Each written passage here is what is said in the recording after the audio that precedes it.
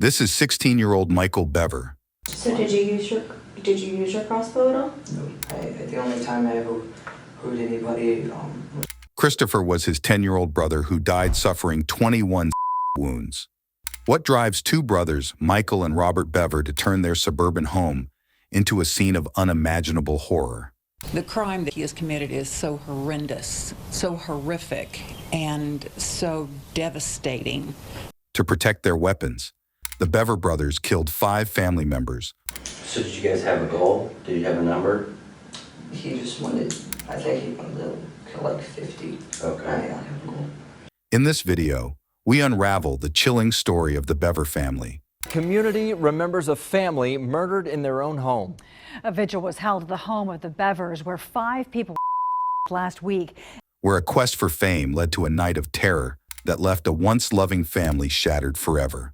I looked over and noticed Michael Bever crying in his chair. One of his attorneys actually gave him a tissue and a hug. He got emotional during the medical examiner's testimony when he went one by one. Brace yourself for a deep dive into the twisted minds behind one of the most shocking family tragedies in recent history. Was that the plan, was to kill her too, though? We just want to get like one. Okay. Yeah. Hey everyone, welcome back to our channel. Today, we're uncovering the dark and twisted tale of the Bever family, a seemingly ordinary household in Broken Arrow, Oklahoma, that became the scene of a gruesome massacre. It's just shocking and frightening. Join us as we explore how 2 brothers, fueled by a sinister obsession, shattered their family's world in a night of unimaginable horror. So, back in '87, David and April decided to tie the knot. April was just 15 at the time, and David was 23. Before you know it, they ended up with a bustling brood of 7 kids, 4 boys and 3 girls. Meet Robert, Michael, Daniel, Christopher, Victoria, Crystal, and the youngest of the bunch, Autumn. Usually with the burden of that many kids so early meant financial difficulties for the young couple, but the Bevers were well off. The Bevers were the quintessential keep-to-themselves kind of family. You'd usually find them in their cozy abode at 709 Magnolia Court, Broken Arrow, Oklahoma, a home worth $245,000. They owned a large house, and every child old enough to own a cell phone had a cell phone. Every child had their own personal laptop. I also found out that Minecraft is compatible with Windows 8. I heard. I don't know how reliable that is, but it turns out it's just my laptop is a Compaq I've had for about 4 years, and its graphics drivers are hopelessly outdated, so... That's Robert, the oldest of the lot, complaining like any teenager would at his age. The kids had all the luxuries in the house, from expensive gaming consoles to nice clothes. April took charge of homeschooling all the kids, while David, a tech consultant with HP, worked from home. They seemed pretty normal on the surface, but they weren't exactly the life of the party types, more like preferring their own company. The Bevers were involved in a homeschool association where they went out and made field trips. They were all part of a bowling league. They were a tight-knit family that was highly immersed into each other's lives. Despite being described as generally quiet and reserved, April was an active member of the Reddit community under the username Aokimom, often sharing her experiences of homeschooling and parenting. April Bever spent a lot of time on the internet, as did her sons Robert and Michael. April often searched for educational resources online to aid in her children's learning. On Reddit, April openly shared anecdotes about her family, offering glimpses into their daily lives. Her posts often revolved around her children, such as her excitement over their reactions on Christmas morning or fond memories like Robert's early aversion to having his nails painted at the age of 3. However, beneath the surface of this seemingly ordinary family lay darker secrets. David the father ruled the household with an iron fist. His abusive behavior towards his children, both physically and verbally, cast a shadow over the Bever household, turning a seemingly large, happy family home into a prison. Do you guys not like your mom and dad? I mean, most teenagers don't like their parents, so I can understand that. Yeah, I mean, mom was okay, but dad was a little bit, Just a little bit too much. Yes. Children have a remarkable quality of molding themselves quite well to survive in any situation, And that's exactly what the 7 kids in the family did. They adapted, but they won't remain children forever. Among the children, Robert, the eldest, wanted to be famous, to make it big on YouTube. Eager to escape the confines of his isolated lifestyle, Robert saw YouTube as his ticket to freedom and self-expression. Salute. Hey everyone, it's me, Cult Empire. In case you didn't know, you found me by accident. Or you're expecting someone else. Why would you do that? Anyway, this is the second first ever update, which I think is a major improvement. I tried a news report theme last time. That's not very vloggy, is it? So I'm being a little more chillinated, writing stuff, scripting. I'm going to make my first skit soon. Can't show you a sneak preview or it would ruin it. And he wasn't alone in his aspirations. Someone else was also growing up, and his younger brother Michael would play a pivotal role in helping him realize his dreams. My brother lost his Ultimate Survival World because of the 0.6.0 Pocket Edition world-saving glitch. It was awesome. The whole world had been mined out. It was a full-blown city with streets and neighborhoods and a big city center with skyscrapers and hot dog vendors and mimes and pollution. He goes by the name of Cult Empire on YouTube. He seems like a nice kid with a good sense of humor and a likable personality. Alright, so Robert and Michael Bever were practically joined at the hip. Now Michael has a screen name too. He was the Swifty Bee. As the 2 oldest kids, they were like 2 peas in a pod. They'd stay up late together creating skits, and it was during this time they found something on the internet. They were particularly fixated on a dark corner of the internet, stories about serial killers and school shootings. When 13-year-old Crystal caught wind of what her brothers were up to and told her mom, April, she was dismissed with a shrug. Boys will be boys. Despite everything seeming fine, tensions simmered within the Bever family, hidden behind closed doors. As Robert pursued his dreams of YouTube fame, little did anyone know that the path he chose would lead to a night of unspeakable horror, forever altering the lives of all who crossed his path. Then, late on the night of July 22, 2015, around 11:30 p.m., everyone at the Bever house was asleep when dispatchers in Broken Arrow received a 911 call. Broken Arrow 911. Hello? Hi, where are you at? Are you the only one there? No, my brother's attacking my family. Your dad is attacking your family? No, my brother. The audio was a bit fuzzy, but you could make out a young voice, almost a whisper saying, "My brother's attacking my family." Yeah, I didn't feel me. Oh, millions of people now. Oh my God. No, my God.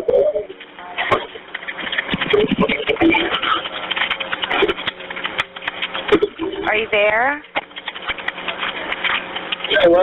Hi, what's going on there? What's going on there? Hello? Hello? The dispatcher initially thought it was father, but after some back and forth, an older man's voice chimed in with a hesitant hello before fading away. Then came the scream, some muffled words, and click, the call ended.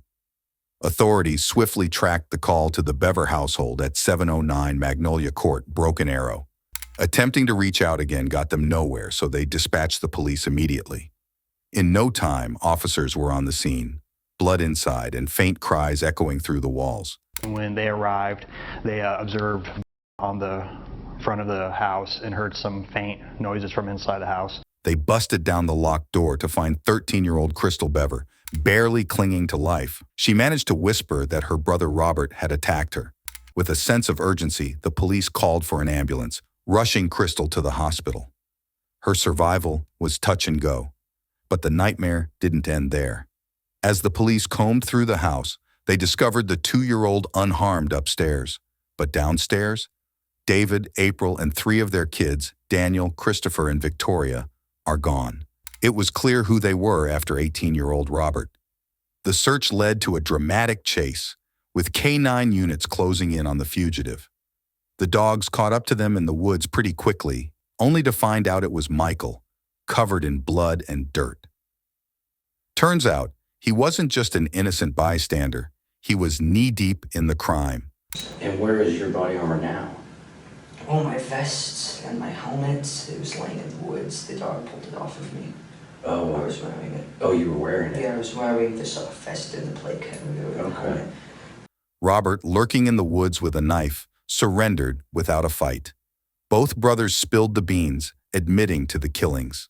Charged with multiple counts of murder, Robert and Michael found themselves behind bars without bail.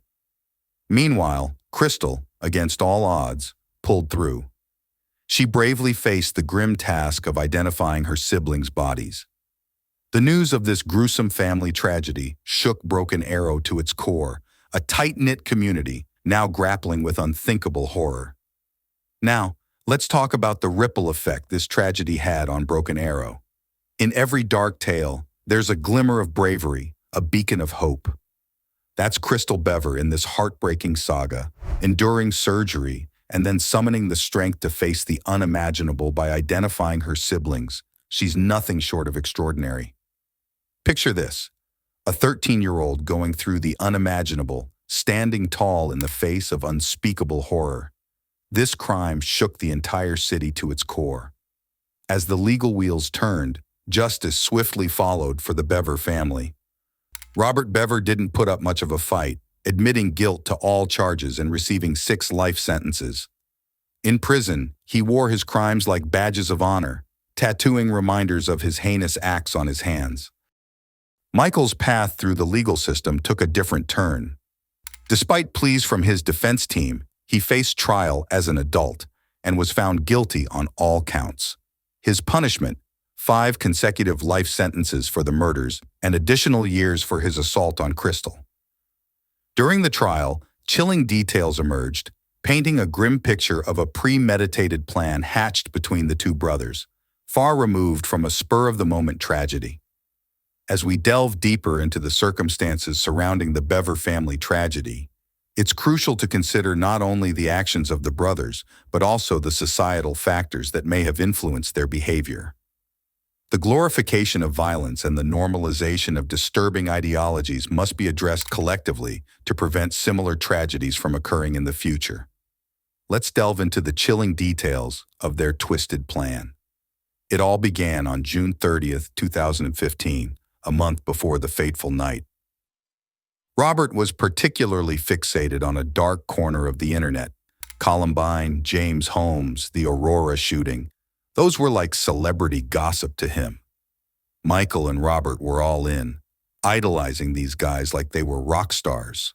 While most kids were dreaming of being astronauts or firefighters, Robert and Michael were fantasizing about being up there with the big-name shooters. They wanted to take it even further, like a twisted road trip of chaos and mayhem.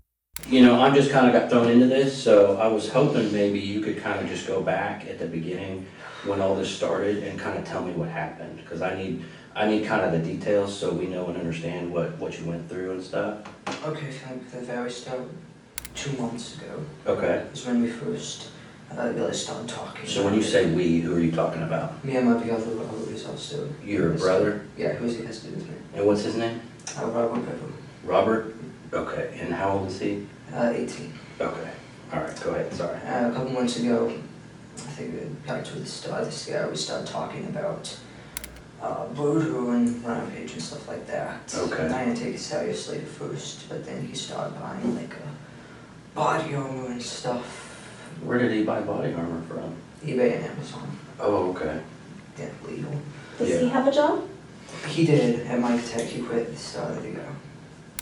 And basically, it just kept escalating. He kept getting burned, and he asked if I wanted any, and I said yes, so he got me my own set. Okay. Michael revealed that Robert had harbored dark thoughts about wiping out their family long before that. Their secluded lifestyle, with no friends outside their siblings, fostered an environment where their macabre fantasies thrived. During a late-night conversation, the brothers unearthed their shared fascination with darkness. Robert's fixation on knives and gruesome films, along with his stash of weaponry, set the stage for their sinister scheme. And then about a month, about like June 30th, is when he came to me and said he found out that he can legally buy guns without permit in Oklahoma, that he could.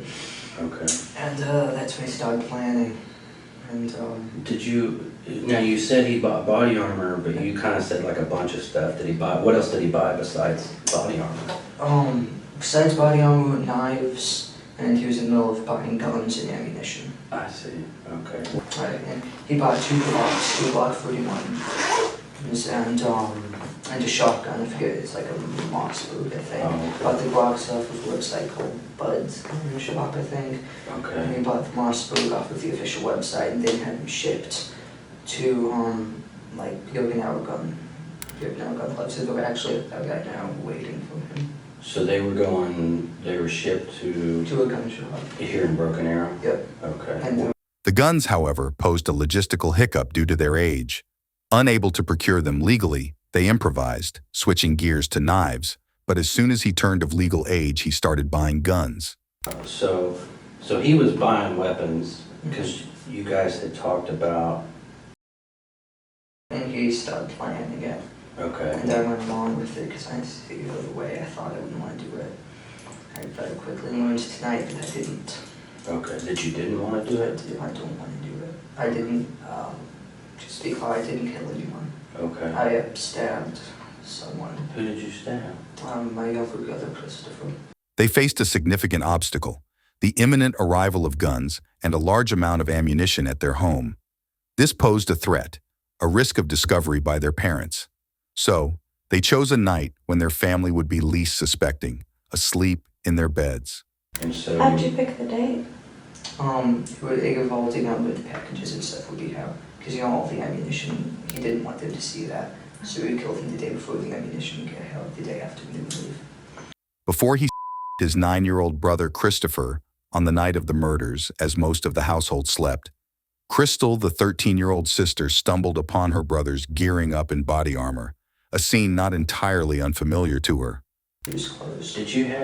How long have you had the body armor? The body armor?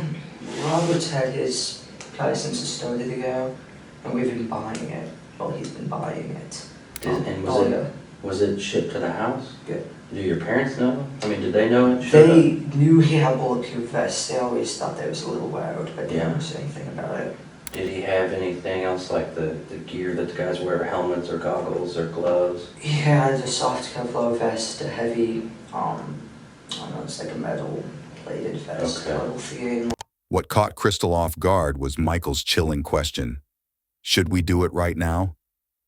Before she could process, Robert silenced her with a swift, My sister, she came in because she was getting to go to bed. She came in to tell us. How old is 13. Okay. She came in to tell us that Mom wanted us to get the kitchen done before we went to bed and put the cats up.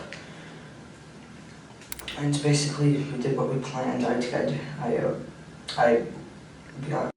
to my desk, and I had to look at something to this guy.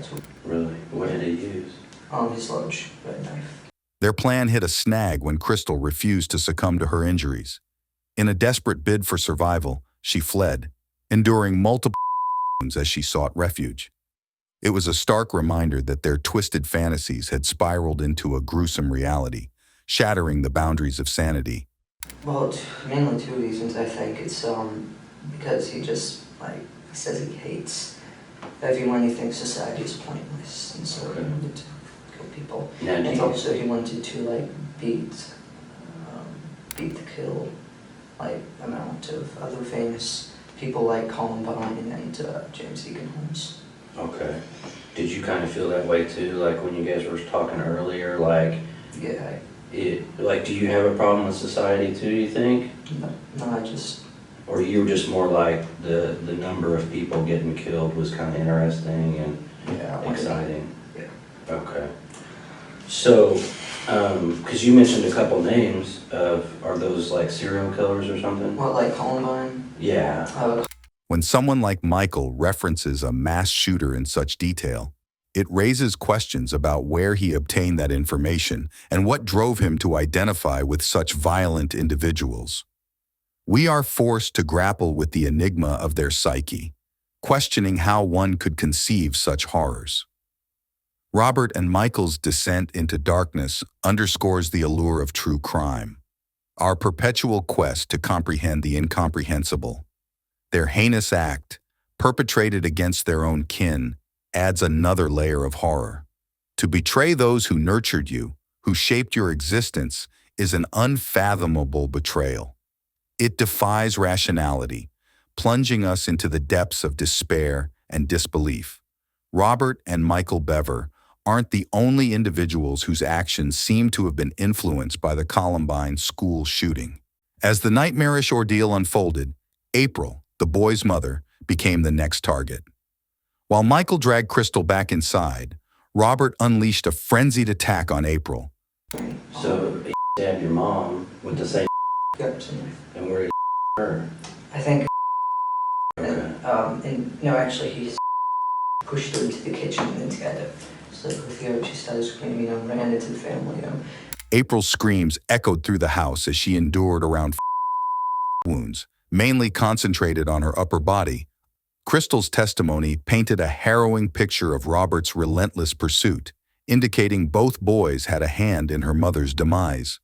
Robert callously claimed that his mother prayed aloud as he ended her life. The agony of realizing her children were turning on her likely paralyzed her, leaving her unable to fight back or flee.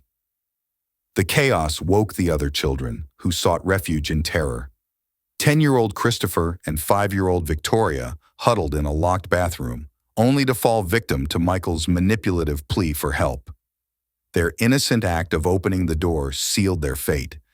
Daniel and Christopher locked himself in the bathroom. Daniel locked himself in Dad's office.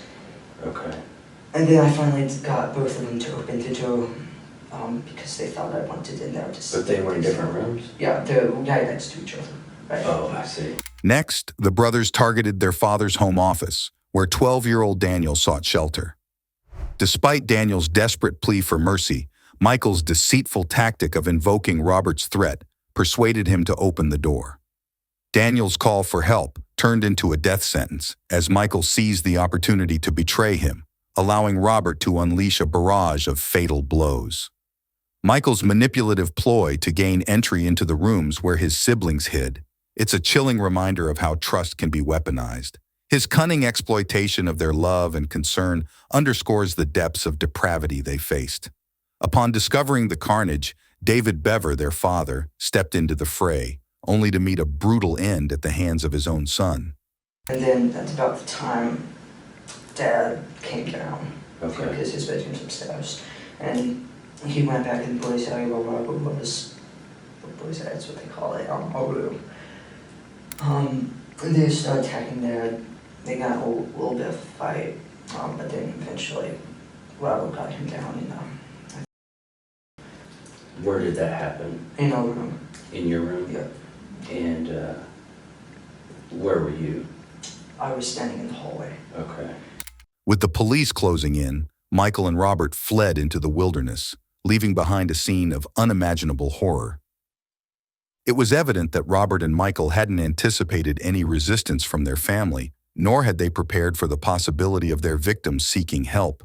And it seems to me, and tell me if I'm wrong, but I would think that as you guys planned this out, you had maybe more specific plans, like Robert was going to kill this person. Yeah. Their murderous rampage came to an abrupt halt when the police intervened, foiling their gruesome plans. And that was a knock at the door. Okay. Someone knocked at the door. I think that might have been the neighbor because the police wouldn't have been there yet. And then they just kept knocking on the door. So we turned around. I grabbed on, put my soft vest and heavy vest on. I was carrying the plates. I put my helmet on. And then we went out the back door of Dad's office, climbed over the fence, went down into the park, and started cutting through the woods. Okay. We both collapsed. I think so. We were just sitting there, and they found us. That's how you got kind of dirty and stuff, dirt on you. So you guys collapsed. Were you just kind of hiding out? Yeah, we were just laying in a little ditch thing in the woods, and then we saw the light and we laid down, and the dog came over. Did you hear the dog coming? Mm-hmm. I heard them coming. I saw them coming, and then they started yelling and put your hands up. I stepped on my head and handcuffed me. Okay. What they had in mind was beyond ghastly. They aimed to systematically each family member, then their bodies and store them in plastic bins in the attic. So when y'all got done at the house, where were you gonna go? We were going to hang out there for at least the day. We were going to get the bodies in a room or something, maybe the attic. Clean up and then wait for the ammunition, go pick up the guns, and then go leave the next day. Even their 2-year-old sister, Autumn, wasn't spared from their macabre scheme. Was that the plan, was to kill her too, though? We just want to get that one. Okay. Yeah. Thankfully, the arrival of law enforcement prevented this unspeakable horror from unfolding, sparing Autumn from their depraved intentions. But their bloodlust didn't stop at their family's doorstep. They harbored extravagant visions of inflicting mass killing on the public, aspiring to become infamous mass murderers. Robert's delusions of greatness, like to those of the Columbine shooters, fueled their twisted urge for notoriety. In their warped minds, they believed they were purging society of its undesirables, a notion as grotesque as it is disturbing.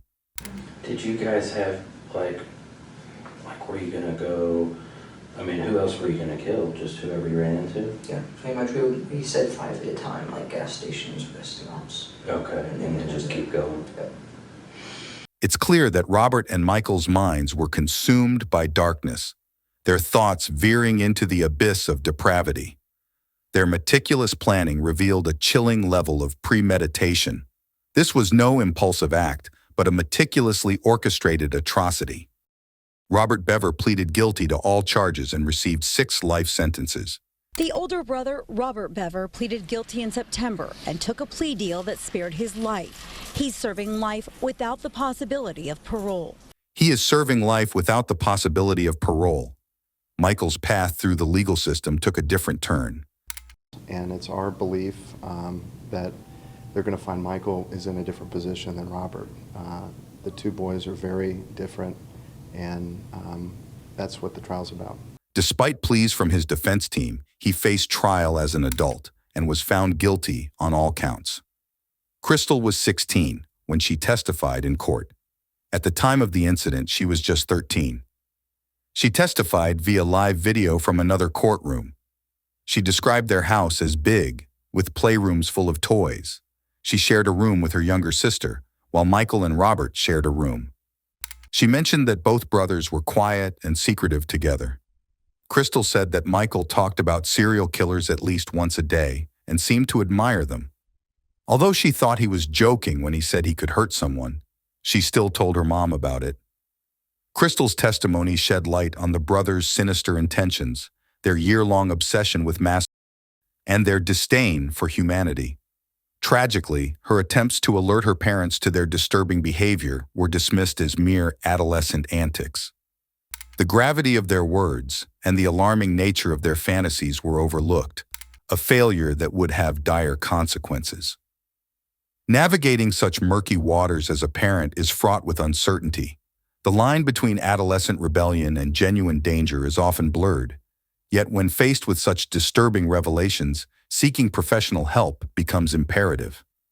It's a heartbreaking reminder that sometimes the signs of impending tragedy are there, begging for attention, but tragically overlooked. Reflecting on this tragedy, it's evident that the consequences of dismissing warning signs can be catastrophic. While hindsight offers clarity, the path forward is fraught with uncertainty and difficult decisions. As we grapple with the aftermath of this horrific event, we're reminded of the importance of vigilance and proactive intervention in safeguarding our loved ones from the perils of darkness. So here's a problem that we might have, and I don't want it to be an issue for you because you've been really cooperative. We're going to talk to Robert too. So he's going to give us his version of the story, and sometimes they're going to be different. So is there anything that you kind of didn't quite tell me right, or you changed a little bit, and now that you understand that Robert's going to tell me everything? But he'll probably tell you that I killed 3 of them, because that's what I told him, when we were sitting out in the woods, to make conversation. But, forensics will show you how they said Christopher. What 3? What do you mean you told him? So you told him you killed 3 people? Yeah, I told him, because he asked me how many did you get, I said 3. Did you tell him who you got? No, I just said 3. So do you, I guess this is my question for you. Do you think it's a lesser sentence if you killed 1 or if you killed 3? No. 3 police officers and 2 firefighters from Broken Arrow shared what they saw inside the Bever house that night. Some even talked about their interactions with Michael Bever after he was arrested. The first officer to arrive at the house was the first to testify. He was the one who brought Michael to his patrol car after catching him. This officer said Michael was emotionless, flat, and stoic. Michael even said, "I hope they're okay," about the people inside the house. One firefighter mentioned that he thinks about that night every single day, and it really stands out in his memory. When gruesome photos of the family members were shown in the courtroom, emotions ran high among everyone present. Another witness called to testify was the 911 dispatcher who took the call that night from one of the younger brothers. She got very emotional when they played back the tape. When the tape played, it was the first time Michael Bever showed emotion in the courtroom. He cried, his hands shook, and he wiped his eyes. He also showed some emotion when he heard his younger sister testify about the attack. Keep in mind that this is his family, and he's hearing about the very difficult details, and I think sometimes attorneys and people in the courtroom lose sight of that he's a person. He lost members of his family, and it is emotional for him.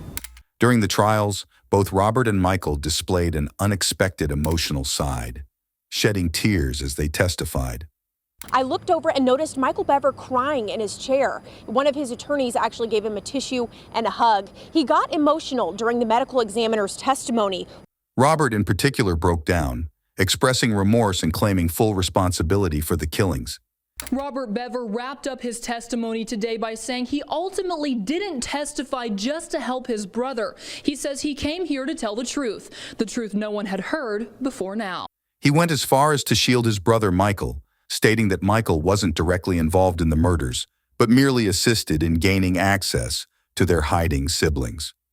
Robert's attempt to absolve his brother of guilt raised questions about his motives. Was it out of genuine concern for Michael, or a bid for notoriety? This perplexing display of emotion left many pondering the true nature of their relationship and motivations. Did you guys talk about being on the news and getting to see each other on TV and stuff? Yeah. What kind of things did you say and talk about? We become famous, we get on Wikipedia lists. Oh, okay. Famous people. Robert, Michael, and Crystal all testified in court, confirming the abuse they all had to endure at the hands of their parents, especially their father. Their testimony revealed a troubled family dynamic, with claims of abuse and neglect. Crystal recounted instances of domestic violence, including her father's violent outbursts towards her mother and siblings. Furthermore, the brutality of the murders, especially towards their younger siblings, seemed incongruent with any purported motive stemming from familial discord. The perplexing question remained: if their parents were indeed abusive, why target their innocent siblings in such a horrific manner? Despite being homeschooled and isolated from the outside world, the Bever children's cries for help went unheard, their suffering concealed behind closed doors. Michael was very isolated. The characteristics of his upbringing are obviously a part of the trial, and we're going to keep developing that with witnesses that have information, and we're going to try to tell that story the best we can. In March 2017, the house on Magnolia, where the murders occurred, was consumed by fire. The next-door neighbor tells me she saw a car pull up in the driveway around 1:30 and then a truck pull up behind it a short time after. When they both left, that's when she saw smoke. The charred remnants of the house were demolished, and in its place, Reflection Park was established as a tribute to the Bever family. I think it's awesome. It's beautiful. If you come out at night and look at it, it's quite a scene, and I get to look at it every day. The aspiration is for this park to serve as a sanctuary for joyous memories, untainted by the shadows of the past.